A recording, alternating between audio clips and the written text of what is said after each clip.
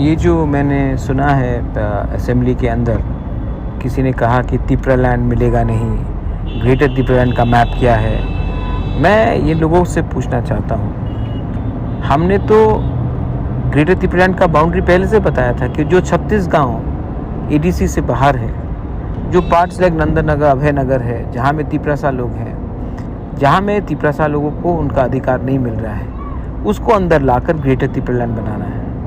आपको नाम से प्रॉब्लम है, ठीक है, आप कुछ और नाम लिख लीजिए, मोदी लैंड लिख लीजिए, आप शुक्ला लैंड लिख लीजिए, आप शंभूलाल चकमा लैंड लिख लीजिए, हमको कोई फ़र्क नहीं पड़ता है। हम सिर्फ चाहते हैं कि हमारा जो तिपरासा लोग है उनको उनका ज़मीन का, उनका फाइनेंशियल पावर का, उनका एजुकेशन का, उनका हेल्थ का, उनका पुलिस का, उनका भविष्य का जो जो डिपार्टमेंट्स है उसके अंदर हमें डायरेक्टली गवर्नमेंट ऑफ इंडिया के अंदर आना है, ना कि हमें स्टेट गवर्नमेंट के अंदर आना है। क्योंकि स्टेट गवर्नमेंट कोई भी हो, सीपीएम हो, कांग्रेस हो, बीजेपी हो, कोई भी हो, उन्होंने हमें स्पेस नहीं दिया है 70 साल में। एक दो लोगों को मंत्री बनाने से कम्युनिटी को स्पेस नहीं मिलता है। इसी के लिए मैंने कहा था कि ग्रेटर तिपरालैंड के अंदर आपको नाम से प्रॉब्लम है तो नाम को छोड़िए, लेकिन ये जो अधिकार है, खुद का पुलिस, एक अच्छा एजुकेशनल सिस्टम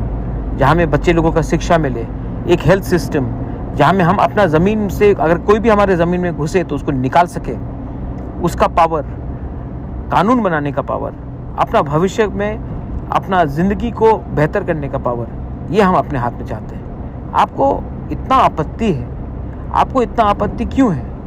प्राइवेटली तो आप सब लोग बोलते हैं कि हम आपसे अग्री करते हैं महाराज, लेकिन पब्लिकली क्योंकि मालिक हर महीना आपको सैलरी देता है, कुछ कॉन्ट्रैक्ट का पैसा देता है, तो आपको लगता है कि आप उनको खुश करने के लिए हमें बेइज्जत करोगे। छी छी छी छी छी छी। इसी के लिए आज एक टाइम तो हम लोग 1949 में तो हम लोग मेजॉरिटी में थे, क्यों माइनॉरिटी हुए?